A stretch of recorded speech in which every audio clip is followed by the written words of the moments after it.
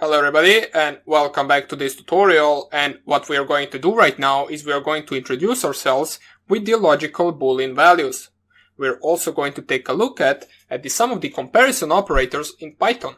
So what we did by now, we took a look at some of the different variables, how to store variables, how to name variables, how to convert variables from one type to another type, how to basically count the length of a certain string, paragraph, or the list.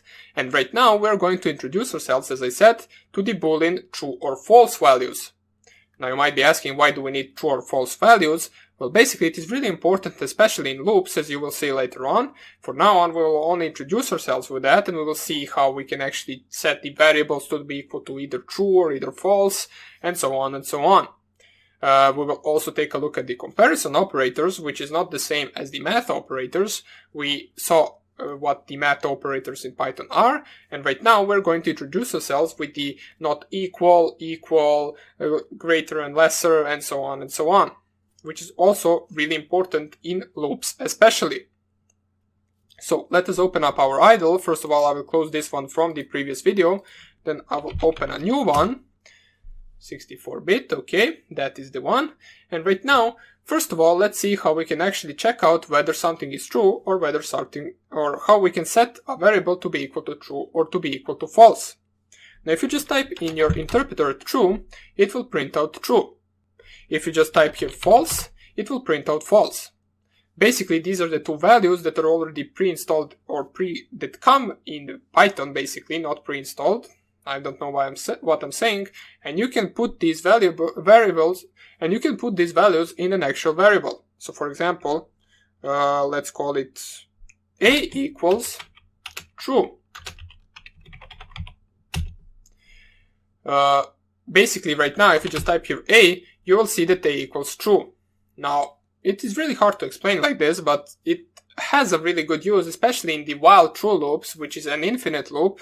If you create a while true loop, it will basically perform a certain task for as long as that certain element is true, which can in our case be forever if we never change a to be equal to false.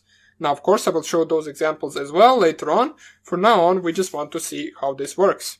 So we set the a variable to be equal to true. Let's set the b variable to be equal to false. And if you just type right here a equals b, you can see that right now a is false as well, and b is also false. So let's set a back to true. So I just wanted to show you that you can actually set the values from one true or false variable to another true or false variable. So that is something you can do as well. It will not give you any error, but what this really has usage for is the equal with. Now, in order to perform the equal with sign, which is a comparison operator, it will basically compare these two numbers or these two values and see if they are the same. Now, we know that they are not the same because a is now true and the b is false. And in order to compare those two values, you just type the value or the variable 1 equals, so double equal, and then the variable 2. And you just press here enter, and you can see we get printed out false. Now you might be asking, why did we get printed out false? Well, basically, take a look at this. You have one variable that is true, one variable that is false, and it basically performs, is a equal to b? Is true the same as false? The true is not the same as false, therefore that statement is basically false. That's why we get printed out right here false. If we get something like this, so a equals true, b equals true, and we perform the same comparison, so a equals b, it will get printed out true because true is true. You can do the same thing with numbers, of course. It doesn't have to be the Boolean values, true or false. You can set a to be equal to 3, or pardon me, to 4, and b to be equal to 3.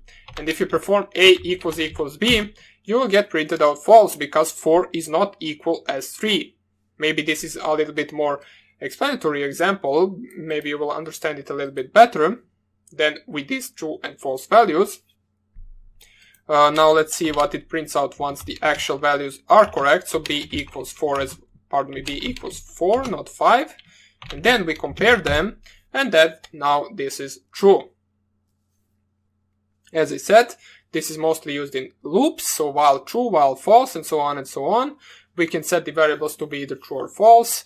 Then make sure that you remember that the equal sign is not the same as double equal sign. So that is really important, because with single equal sign, we set a value to a certain variable, and with double equal sign, we compare the value to a different variable. So this right here will set 3 to be stored in A, and this right here will check whether A is equal to B. That is the difference between one equal and double equal. So now, right now, let us also take a look at some of the other comparison operators in Python. The double equal is not the only one, so let us check out how we can actually check if something is not equal to the actual second variable. So what we will do is we will set A to be equal to true, B to be equal to false,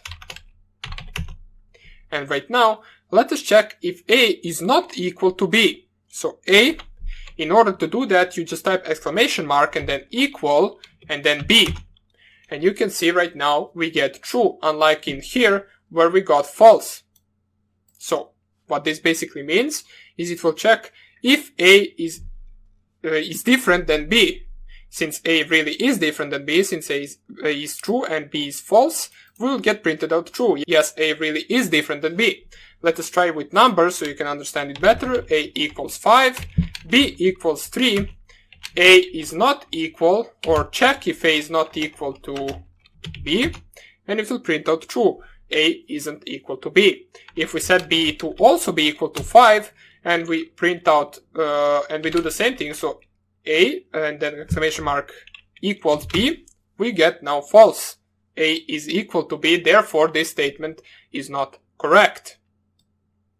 So this is also something useful that we will use later on, but these are not the only comparison signs. Of course, we have the greater or lesser, and we can see right here, if we just type here A greater than B, we get printed out false. Now we get printed out false because A is not bigger than B, because both A and both B have the value of 5 stored in them. But if we set B to be equal to 4 and now perform the same task, we will get true. Therefore, 5 really is bigger than 4. This is basically the same. So this statement right here and this statement right here are exactly the same. Just these two have values in those variables. We can also do the same thing with the lesser sign. So 5 is smaller than 4, which is of course false. We know that. And there is also two more that we need to cover, which is the greater or equal and lesser or equal. So we have these, we have the equal sign, we have the double equal sign, we have the exclamation mark equal, we have the greater, lesser, and we also have the greater or lesser. Greater equal or lesser equal. So let's say both A to be equal to 5 and B to be equal to 5. And right now, if we just check something like this, so A is greater or equal to 5, this should be true. Not to 5, to B, so greater or equal to B, we get printed out true. Also, if you try to reverse it, so A is smaller or equal to B, this is also true because both of those values are 5, therefore, in both of these cases, they will work. Now, this is also something that you can use in the loops as well. So, for example, while A is smaller or equal than 5, do this task. And then in that task, what you do is you basically increase A after every iteration. Of course, we are going to take a look at those examples as well. Maybe right now, this is looking a little bit confusing to you, but it really shouldn't be. This is just basic math right here. What is important is how you actually use this stuff right here. So that would be basically about it for this tutorial. We will continue coding in the next tutorial, so hope you enjoyed it, and I hope I see you in the next lecture. Bye!